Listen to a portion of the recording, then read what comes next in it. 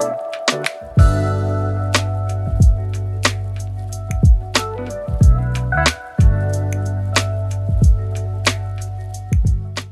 brew is a fantastic way to feed your crippling caffeine addiction without breaking the bank.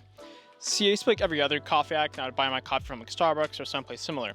But right now, a cup of coffee is almost like $5. That's a lot of money. It's gonna add up over time. So I decided to learn how to make a cheap alternative, which is cold brew. And if you stick around, you'll know how to make it too. So let's make some cold brew. Alright, so since coffee is the main ingredient here, you want to try to get the best coffee beans you possibly can. I prefer to use locally sourced coffee, and I suggest you do the same if you can. But if you can't, grocery store coffee beans will also do the trick. At the end of the day, coffee is coffee. Now the first step is to measure out 3/4 of a cup of coffee beans. Once you've done that, grind the coffee beans until they're slightly coarse. The texture should kind of resemble cornmeal. It's very important not to overgrind the beans, because if you do, the beans will become like a powder, and the flavor of your cold brew won't be as bodied as it should be. I like to grind my coffee in short pulses, that way it's a lot easier for me to keep track of how fine the coffee beans are getting. And as a result of that, it's a lot less likely I'll overgrind my coffee and be left with an unusable coffee powder. Once you finish grinding your coffee, add the coffee to a mason jar or similar non-reactive container, then add 3 cups of water.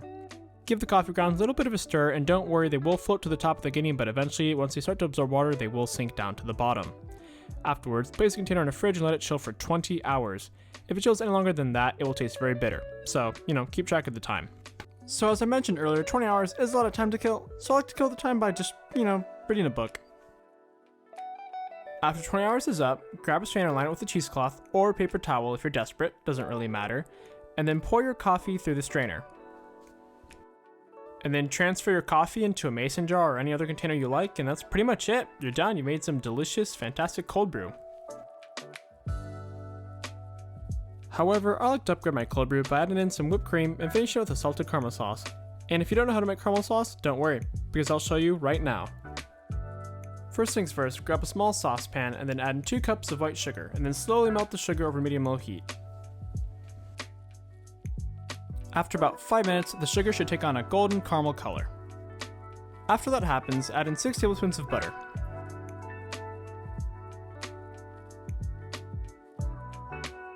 After the butter has completely melted into the sugar, add in 1 cup of heavy cream. The mixture will begin to seize and it'll look kind of scary and dramatic at first, but don't worry, this is totally normal. Once the heavy cream is mixed into the caramel, just let it boil for about 60 seconds. After 60 seconds is up, the caramel will take on a beautiful golden caramel color, no pun intended, and you're pretty much done after that.